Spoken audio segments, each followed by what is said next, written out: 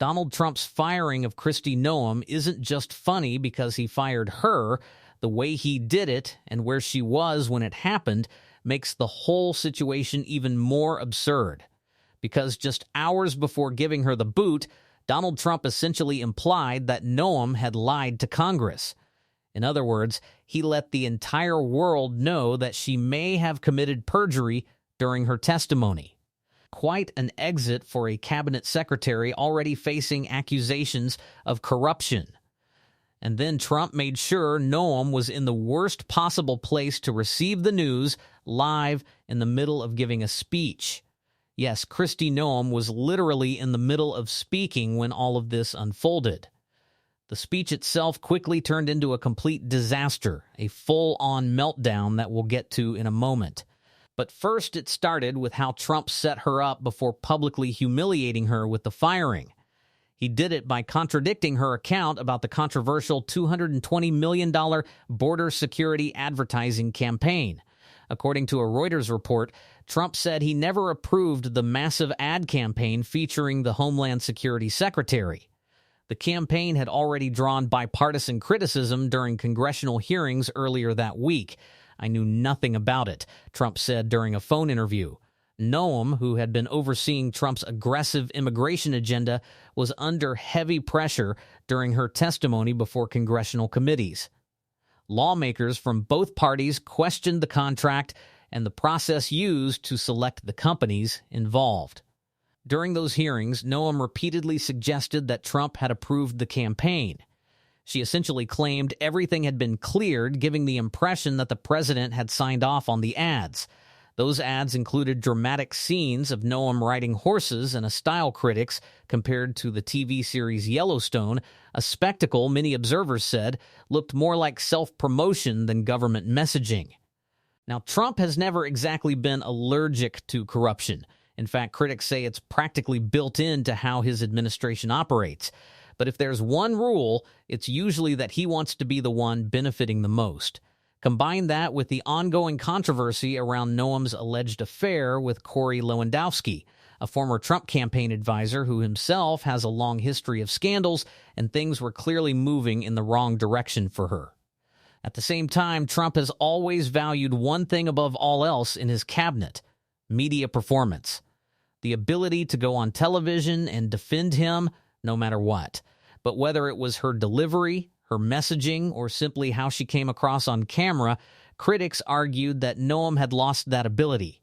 And that's when Trump went to his social platform, Truth Social, to make the announcement. In the post, Trump said he was pleased to announce that Markwayne Mullin would become the next Secretary of Homeland Security starting March 31st, 2026. He added that Noem had served well and would instead move to a new role as a special envoy connected to what he described as a new regional security initiative called the Shield of the Americas. The message sounded polite on the surface, but the timing made the whole situation deeply awkward. Noem had already been grilled in hearings in both the Senate and the House. She had faced criticism over the ad campaign and other controversies, and then while she was still out in public delivering remarks, the news of her replacement dropped. At that point, the humiliation was complete. She had been challenged in hearings in Washington, criticized in the media, contradicted by the president, and then effectively replaced while still in the spotlight. And yet, rather than quietly disappearing from public view, she still had to stand there and continue her speech, an opening moment that, according to many observers, was about as uncomfortable and ironic as it could possibly be. At Homeland. Yeah, I don't think anyone except for Corey Lewandowski and his little blankie, and of course the people who worked for and profited off of Kristi Noem's time at DHS are really thanking her for her service. But an incredibly embarrassing note to go out on: humiliated in Minneapolis, humiliated in the Senate, then humiliated in the House, and then humiliated by Donald Trump. So you'd think Kristi would probably want to go and lick her wounds and hide. If you are in the Washington, D.C. area, maybe hide your pets. Dogs specifically, keep them inside. Let's keep some dogs out of harm's way of Kristi. But no. Donald Trump picked the perfect time because it was right before she started to speech, and the first remark that she made, It could not have been more hypocritical. Now, in his State of the Union address just last week, President Trump reminded us of what it is every American's duty to do, and that is to serve the American people. That's what the government is to do, those elected officials and those that step up into public service, is to fulfill our duty to protect American citizens, that they should come first under our Constitution and our laws, and they should be prioritized, and especially over other people who are from other countries. The Constitution demands that we treat our citizens that way, and the men and women who serve at the Department of Homeland Security, they understand the importance of that, and we also understand the importance of all of our law enforcement officers. And the job is to serve the people, but she made it look like the job was to harm them, because critics say that is exactly what happened multiple times under her leadership, and that's the real reason many believe Kristi Noem should have lost her job long ago. That point might get overlooked amid the laughter and the mockery that followed her removal. People may joke about it, maybe even celebrate a little. But the serious argument from her critics is that the dismissal should have happened much earlier. Instead, according to those critics, Donald Trump fired her for a completely different reason, because she was bad on television, because she could no longer effectively defend him in the media. They argue that wasn't about accountability. It wasn't about policy decisions or controversies surrounding enforcement actions. It wasn't about accusations that her department oversaw harsh tactics or failed to hold agents accountable. From that perspective, the real issue for Trump was that she had become a public relations problem. And that fits with how many observers say Trump tends to view politics, through the lens of image, media performance, and public messaging, which makes one moment near the end of her political downfall especially ironic to critics. As her career appeared to be collapsing, Noem reportedly quoted George Orwell, the author best known for warnings about authoritarian surveillance states in novels like 1984. For critics, that quote was puzzling. They argue that someone accused of expanding surveillance and security powers invoking Orwell at the moment of her own political downfall felt deeply contradictory. And that's why, for many watching the episode unfold, the scene felt less like a dignified exit and more like a strange and ironic final act in a very public political collapse. In such a way. In fact, it reminded me of the quote that is often attributed to George Orwell that states, "People sleep peacefully in their beds at night only because rough men stand ready to do violence on their behalfs," which means you step up in order to protect people, and you do it in a way that other people often are never going to be required to. Who are the strong, important, and great men she's referring to? I honestly don't understand that statement. And why are you acting like rah-rah in your final moment you're celebrating? Are you trying to save face? Obviously, yes. Obviously, Kristi Noem is trying, in one way or another, to pretend that she's happy about becoming the Shield of the Americas, or whatever comic book cosplay role she'll be performing next. It's very strange, almost like some kind of emotional breakdown playing out with Kristi Noem. But what really fascinates me more than anything is this.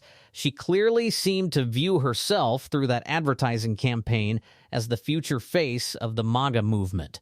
So I don't expect Kristi Noem to disappear. I even joked earlier that maybe the next time we see her will be at the Nuremberg trials.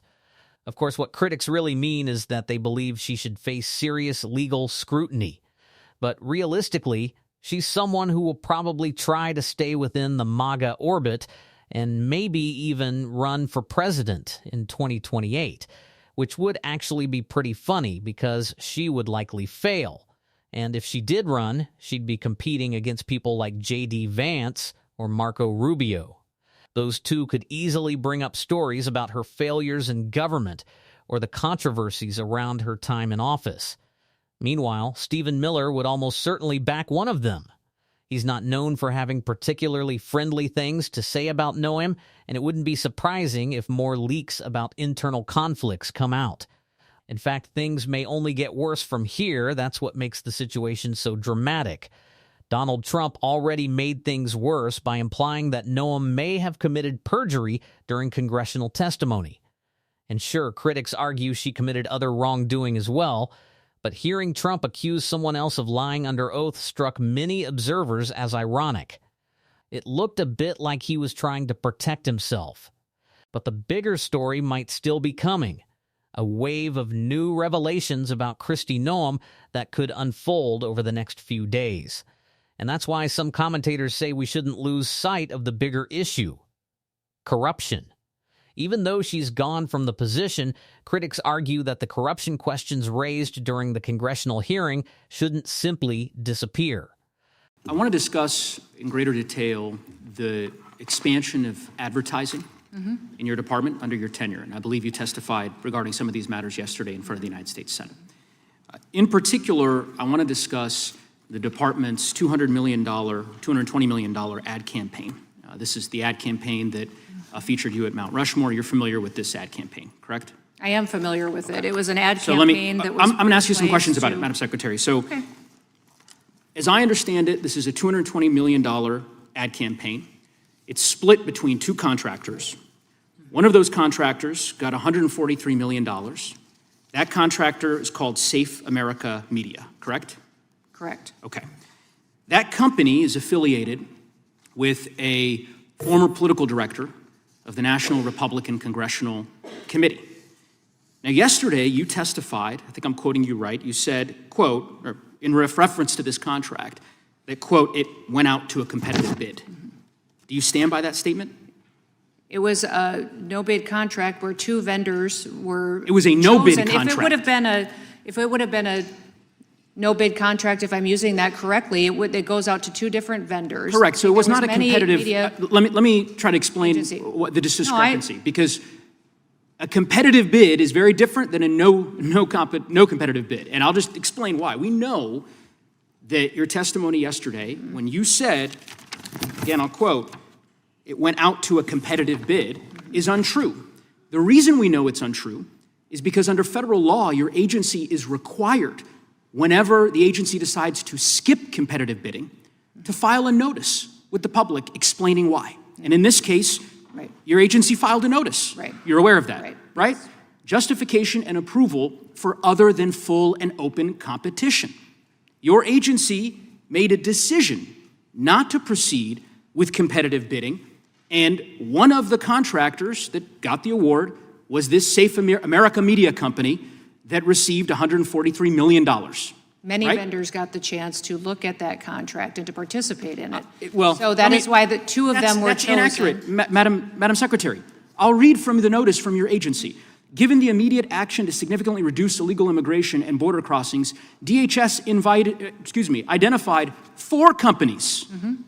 4 of the hundreds of thousands of companies in the United States. You identified 4. One of those is this Safe America Media Company. Where is Safe America Media headquartered? I don't know. I don't know either, Madam Secretary. We can't find it. We can't find a website. We did find an address that's registered for this company. Do you know where that address is? Is there a problem with this contract? I'll Because tell you it was about done it. according to Madam law. Secretary, It was done by the career address is officials. registered to a political It was operative. dollars that were spent Madam Secretary, the to company, inform and then I'll people give you an that the opportunity to laws- respond. The company is registered to a political operative in Virginia. Do you know, just by way of example, whether this company that received $143 million in taxpayer dollars, has it ever done work for the government before? I don't know. I can't. The answer is it has not. And do you know why we know that? Because it was incorporated 8 days before this contract went out. You want the American people to believe that this is all above board? Yes, that $143 million of taxpayer money just happened to go to this one company that doesn't have a headquarters, doesn't have a website, has never done work for the federal government before, and is registered apparently or attached to a residence from a political operative. And of course, one of the subcontractors of that contract, as you know, is a political firm that's tied to you back when you were governor of South Dakota. The reason why I ask these questions is that this is taxpayer money. And I presume, I don't know this for a fact, but Senator Tillis noted yesterday the way in which your agency is blocking the Inspector General from 11 different investigations that it is trying to conduct. I don't know if this happens to be one of them. I certainly hope it is, because eventually the facts will become public in this regard. And there are serious laws implicated conflict of interest laws, federal procurement laws that I believe all merit. followed, all done correctly, Was all it done legally. all done correctly? 14 billion impressions from that marketing campaign. Sure. It was money spent in this country and in 8 different countries that illegal migration was coming from. Madam Secretary, overwhelmingly effective. We all $49 understand the argument that you've billion. made. The argument that you've made that somehow this ad campaign on Fox News of you at Mount Rushmore has led to millions of people self-deporting. You're using why do you think millions that of they did dollars of self-deport? taxpayer Had they not known? money in this way. It is fraud, and ultimately, I think there's going to Just because she's finished and gone doesn't mean we should stop focusing on it, and we will definitely keep doing that on this show. And if you want to support that, and stay tuned, because later we'll have a stream with Governor Gavin Newsom, you can, as always, hit the subscribe button and leave a like under this video. If you made it all the way to the end, drop a blue heart in the comments. Keep fighting, folks. Don't let anyone silence you.